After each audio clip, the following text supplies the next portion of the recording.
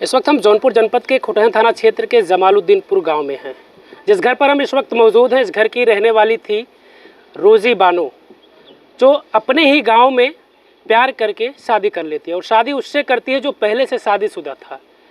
जब इन लोगों को पता चलता है तो वो लड़का ये कहता है कि हम अपनी पहली पत्नी को डाइवोर्स दे देंगे, यानी तलाक दे देंगे। और होता भी यही है कि वो अपनी पहली पत्नी को तलाक दे देता है और रोज़ी बानो को पत्नी बनाकर वो रहता है यहीं। परिवार हालांकि उस समय मान जाता है, लेकिन वो फरार हो चुका था, इसलिए परिवार ने ये स्वीकार किया, ठीक है अब तुम ही ले जाकर रहो अपनी पत्नी बनाकर। परिवार से सब कुछ बातचीत बंद था। कभी कभी रोज़ी बानो की मम्मी से उनके यहाँ बातचीत होती थी, रोज़ी बानो भी बातचीत करती थी, तो उससे ये पता चलता था इन लोगों को कि वो लोग रोज़ी बानो का शोषण करते हैं, मारपीट करते हैं, जैसा कि परिवार के लोग बता रहे हैं। और हुआ ये कि रोज़ी बानो ने पंखे से लटक कर अपनी जीवन लीला समाप्त कर ली, ऐसा रोज़ी बानो के घर वालों का कहना है, यानी ससुराल वालों का। वहीं रोज़ी बानो के जो मम्मी पापा चाचा भाई जो भी हैं, इन लोगों का कहना है कि उसकी हत्या हुई है। पीछे आप देखेंगे कि शव रखा गया है अंतिम वो पोस्टमार्टम करके। क्या नाम है आपका? हमारा नाम मोहम्मद अरमान। रोज़ी बानो क्या लगती थी? हमारी भतीजी। शादी कब हुई थी रोज़ी बानो की? शादी लमसम 2 साल पहले। आप लोगों की भी कुछ मर्जी थी या फिर सिर्फ बेटी की मर्जी से आप लोगों ने बेटी की खुशी में अपनी खुशी देखा? बेटी की खुशी में अपनी खुशी हमने देखा। जो जिस लड़के से शादी की थी वो शादीशुदा था पहले से? जी, वो पहले से शादीशुदा था। आपकी बेटी को भगा कर ले गया था? जी, हमारी बेटी को भगा के ले गया था। ये जानकारी कैसे आप लोगों को हुई थी? क्या इन लोगों का पहले से अफेयर था? इन लोगों का पहले से क्या था क्या नहीं था, हम लोगों को इसकी जानकारी नहीं थी। मगर जब ये लोग भागे हैं उसके बाद कुछ बच्चों के ज़रिए इधर उधर हल्ला गुप्पा होने के बाद हम लोगों को मालूम चला कि फ़लाँ के साथ हमारी बेटी भाग गई है। तो हम लोग जो है उसको पुलिस प्रशासन से पकड़वा धड़वा के मतलब हम लोग अपना कार्रवाई किए। उसके बाद जो है लड़का लड़की थाने में हाज़िर हुए। उसके बाद इससे हमने पूछा कि जो तुम्हारी पहली पत्नी है तुम उसको क्या करोगे? तो ये बोला कि मैं उसको डाइवोर्स मैं उसको तलाक दे दूँगा, छोड़ दूँगा, मैं उसको नहीं रखूँगा, मैं इस बच्ची के साथ रहना चाहता हूँ। तो हमने कहा चलिए ठीक है, अगर आप उसके साथ रहना चाहते हैं, हमारी बच्ची जब हमारे घर को छोड़कर निकल गई है तो हम लोग उसकी खुशी में ही अपनी खुशी समझे, इसलिए हमने उसकी शादी उसके साथ करवा दिया गया। उसके साथ कोर्ट मैरिज भी किया गया है। कोर्ट मैरिज के बाद हम लोगों ने उसके हवाले अपनी बच्ची को कर दिया था। उसके बाद से हम लोग अपना जो है समाज को देखते हुए हम लोग उससे हल्का दूरी बना लिए थे। फिर उसके बाद जो है कुछ बेटी से दूरी बना लिए थे मान सम्मान को लेकर कि बिटिया गांव में ही शादी कर रही है, इसलिए आपको शर्मिंदगी कहीं ना कहीं महसूस हो रही थी? जी, इस वजह से हम लोग दूरी बना लिए थे। कुछ दिन के बाद जो है माँ की ममता रही नहीं गई, तो माँ के पास वो फ़ोन कर रही थी, तो माँ से बात होने लगी थी। तो थोड़ी दिन तो ठीक ठाक था। उसके बाद कुछ दिन के बाद माँ के पास वो अपने दिल की हाल बताना शुरू कर दी कि हमको जो है मेरी बहन मेरी जो ननद है उसका नाम है शहनाज और जो उसका जेठ है उसका नाम है अली अहमद। ये दोनों उसको बहुत टॉर्चर करते थे, बहुत परेशान करते थे। किस बात को लेकर बोलो? ये लोग जो है उसको दहेज का बहुत ताना दे रहे थे, दहेज के बारे में, दहेज को लेकर उसको बहुत परेशान करते थे। अच्छा, जब शादी उस समय निकाह हो रहा था तो क्या उस दौरान कुछ लेन देन हुआ था या फिर कुछ इस तरीके का समझौता हुआ था कि ठीक है?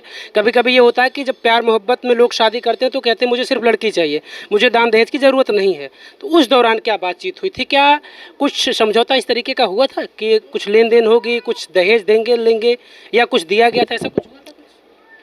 नहीं, ऐसा कुछ नहीं है कि वहाँ तय किया गया था, कुछ तय नहीं किया गया था, ना तो कोई वादा किया गया था। वो बोला कि हमको सिर्फ लड़की चाहिए, तो उस वक्त लड़की लेकर गया।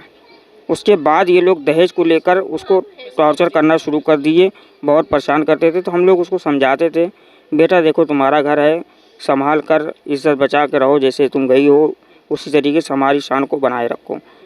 तो बच्ची ने सब्र किया और अच्छे से रहना शुरू किया और कोई दिक्कत परेशानी जो थी वो अपना झेल लेती थी।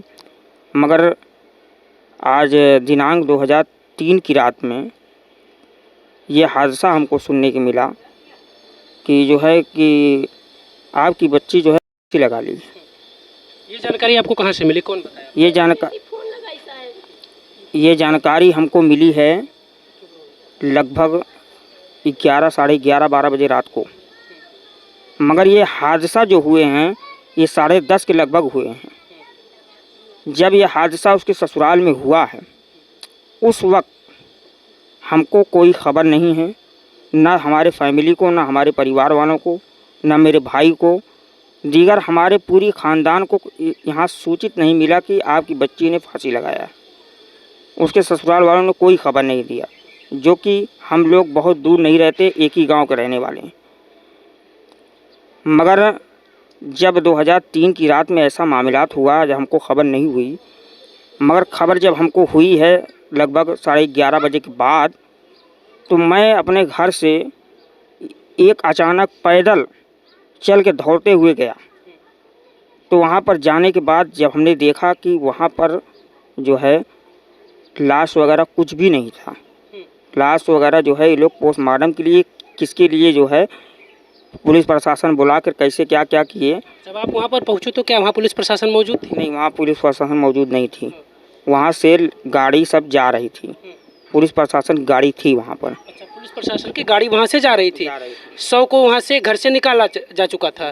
तो 100 कहाँ आप लोग देखे, रास्ते में यहीं कहीं या फिर कहाँ 100 आप लोग? ऐसा है कि एक पिकअप गाड़ी थी, उसमें लाश थी मौजूद, मगर हमें ये मालूमात नहीं था कि उसमें लाश है, क्योंकि हमने सुना कि वो गई है। तो मैं उसके घर तक दौड़ते जा रहा था, तो हमें ये मालूम हुआ कि वो घर पर होगी, और अगर लाश जाएगी भी तो एम्बुलेंस से जाएगी। हमें ये मालूम नहीं था कि पिकअप में ही जा रही है, नहीं तो मैं पिकअप को रोकने की कोशिश करता, देखने की कोशिश करता, और जो हमको करना होता मैं करता। मगर हमें मालूम नहीं था कि पिकअप में ये सब हमारे बगल से ही निकल के गए हुए हैं। फिर जब मैं वहाँ देखा तो वहाँ पर कुछ था नहीं, तो मैं किसी से कुछ पूछा नहीं, मैं परेशान होकर वापस चला आया, क्योंकि मैं तनहा अकेला था। मेरा भाई जो है, जिसकी लड़की है, वो मौके पे हैदराबाद में थे फैमिली के साथ, वो लोग वहीं पर रहते थे अपनी रोज़ी कमाने के लिए। हम ही घर पर अकेले थे मौजूद। उस वक्त मैं गया, और हमारी दीगर फैमिली थी, हमारी भाभी वगैरह सब थी, हमारी माँ थी, मगर बॉय के मर्द में मैं ही मौजूद। इस वजह से मैं गया दौड़ कर अकेला।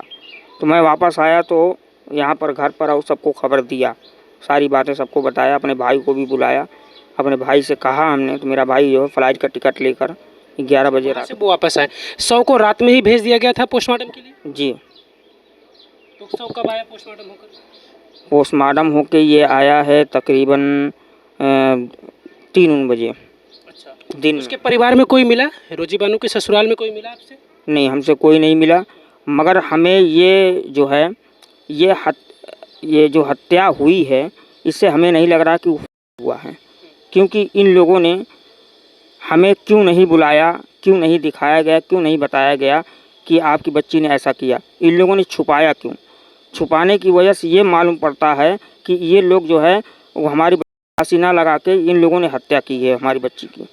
और हत्या करने वाले हमें पूरा जो है कंफर्टेबल है, मतलब पूरे जानकारी के साथ मैं बता रहा हूँ कि हमें ऐसा लग रहा है कि उसकी बहन शहनाज और उसका जेठ अली अहमद, ये दोनों ने मिलकर उसकी हत्या की है। उसका पति था अभी नहीं मौके पर? उसके पति के बारे में हमें अभी जानकारी नहीं है कि वो जानकारी नहीं है कि मौके पर वो था घर पे या नहीं था कि नहीं था, हमें नहीं मालूम था। मगर इतना हमें मालूम है कि ये लोग तो मौजूद थे घर पर, क्योंकि यही लोग उसको परेशान भी करते थे। और हमें ये लोग जो बात छुपा रहे हैं, बगैर बताए लोग पोस्टमार्टम के लिए ले गए, बगैर बताए ये लोग घर को खोला, बगैर बताए लोगों ने फंदे से उतारा। और हमारे पास एक ऐसा फ़ोटो भी आया है कि जिसमें लड़की फंदे पर है, मगर उसका पैर ज़मीन से टच है, उसका जो ठेहुना घुटना होता है वो ज़मीन यानी बेड पर उसका टच है। इससे इस फ़ोटो से मालूम पड़ रहा है कि जो है कि उसने नहीं लगाया है, उसको मार कर लटकाया गया है। उसको जो है ये लोग जो है मार कर उसको फांसी लगा दिए। बिल्कुल, जिस तरीके से परिजनों का आरोप है, पुलिस को चाहिए कि सख्ती से इस पूरे मामले की जांच करे। जिस तरीके से ये फ़ोटो का दावा कर रहे हैं, फ़ोटो भी दिखा रहे हैं कि पैर जो है वो बेड पर टच है, तो ऐसा तो मुमकिन नहीं है कि कोई किसी का पैर नीचे टच हो और वो लटक जाए तो उसकी जान चली जाएगी। ये मुमकिन है ही नहीं। आखिर वो उसे किस तरीके से लटकाया गया, मारा गया तो मारने में कौन कौन लोग शामिल हैं, ये पुलिस को सख्ती से जांच करना चाहिए।